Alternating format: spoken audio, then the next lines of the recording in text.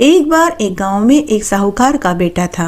वह शहर से कमाकर घर वापस लौट रहा था। लौटते समय उसे रात हो गई। साहूकार के बेटे ने सोचा कि रात्रि इसी मंदिर में बिता लेता हूँ। वह उस मंदिर में गया और चबूतरे पर जाकर सो गया। उस मंदिर में एक पेड़ के बिल में एक सांप का जोड़ा रहता था। सांप को साहूकार के बेटे पर दया आ गई। पूरी रात वह उसकी रखवाली करता रहा। सुबह जब साहूकार का बेटा सोकर उठा तो उसने देखा कि एक सांप उसकी रक्षा कर रहा है। साहूकार के बेटे को सांप पर दया आ गई। उसके बाद सांप ने अपनी सरपणी से कहा कि मैं अब डसने के लिए जाता हूँ। सरपणी बोली कि मैं भी आपके साथ चलूंगी। लेकिन सांप ने कहा कि तुम कहाँ भटकती फिरोगी, तुम यहीं रहो, मैं तुम्हारा भोजन यहीं ले आऊंगा। तो सरपणी बोली कि ठीक है, अगर आप जाना चाहते हैं तो चले जाइए, लेकिन आप लक्ष्मण रेखा खींच कर के जाइए, क्योंकि आपके जाने के बाद जंगल में से छोटे मोटे सांप, बिच्छू, गोयरे मेरे पास आते हैं और हंसी मजाक करते हैं। तब सर्प ने अपनी पूंछ से वहां एक लक्ष्मण रेखा खींच दी और चला गया। साहूकार का बेटा पेड़ के पीछे खड़ा यह सब कुछ बातें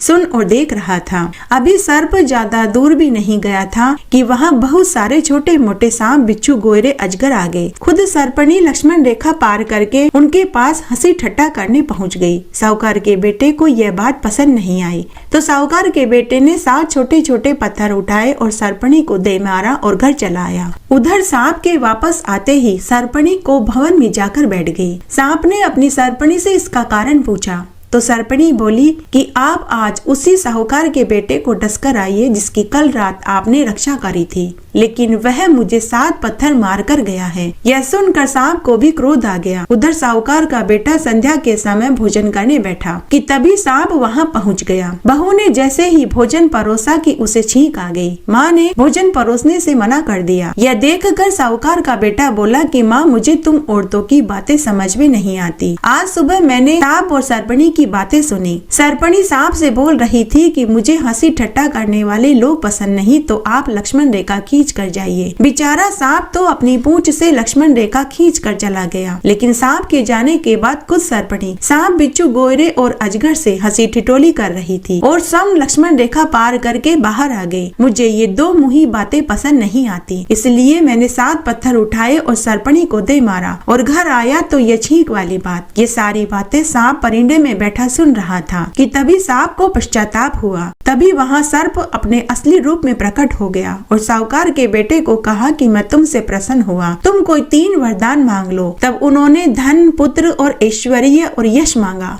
इस प्रकार साहूकारनी ने छींक का नियम रखा तो उसके बेटे की जान बच गई।